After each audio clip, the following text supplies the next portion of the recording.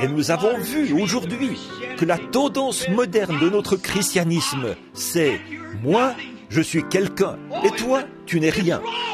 Oh, c'est faux!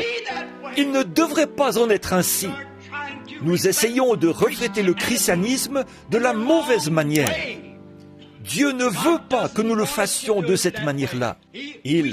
Nous avons chanté le cantique « Être comme Jésus ». Mais quand il s'agit de rabattre notre fierté et de descendre comme lui l'a fait, alors on trace une limite.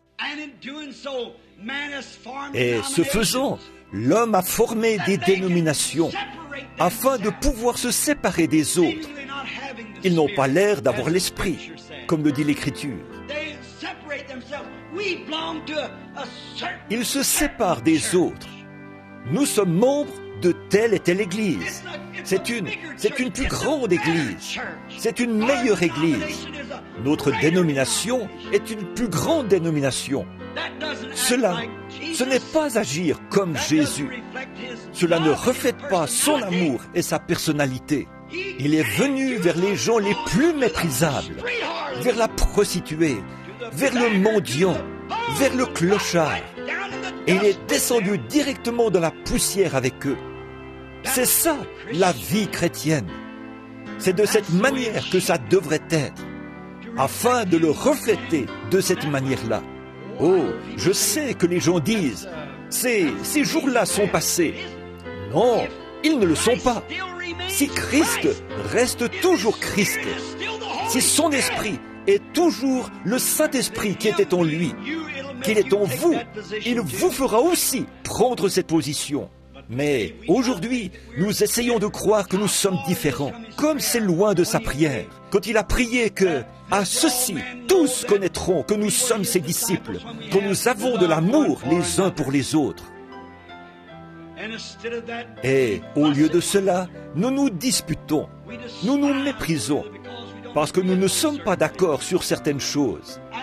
Nous allons et nous nous accusons mutuellement, voyez, alors que, tout en prétendant que nous sommes chrétiens, je connais des gens qui prétendent être remplis du Saint-Esprit, qui sont coupables de telles choses, qui vont et qui disent vraiment des choses méchantes sur d'autres chrétiens, alors qu'ils ne devraient pas faire ces choses. Eh bien, mon frère, ma sœur, quand nous avons ce genre d'esprit, autant nous mettre en tête que nous ne sommes pas encore des chrétiens. Peu importe combien nous confessons, ce qui compte, c'est ce que nous possédons. Voyez, nous ne pouvons pas être des chrétiens et ne pas aimer tout le monde. Il se peut que nous soyons en désaccord avec les gens, mais Jésus ne s'est pas présenté en disant « Eh bien, écoutez un peu, vous tous les pharisiens, vous irez tous en enfer. Vous n'avez aucune chance à cause de ceci, cela ou autre chose, parce que vous êtes un pharisien. » Mais il est allé vers eux et les a servis, il les a aidés, il a fait tout ce qu'il pouvait pour les aider. Mais aujourd'hui, l'instruction et la filiation à une église et les liens du monde ont pris tellement de place dans l'église que l'intellect a pris la place du spirituel. Vous ne pouvez atteindre Dieu que par l'esprit. Il n'y a qu'une seule manière pour l'homme de parvenir à Dieu, et c'est par le Saint-Esprit. Jésus a dit, « Nul ne peut venir à moi si le Père ne l'attire premièrement. » C'est tout ce qu'il y a de plus vrai, chrétien. Ce soir, nous voulons relever ces choses dans notre cœur et les prendre maintenant en considération.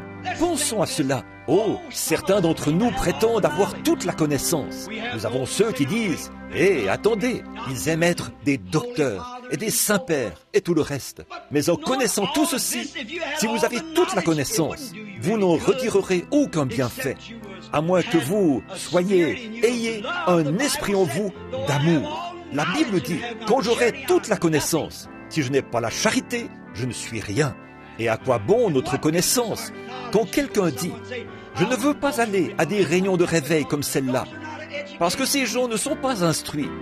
Je ne veux pas les fréquenter. » Peu importe qu'ils connaissent leur alphabet ou pas, ils peuvent connaître Christ.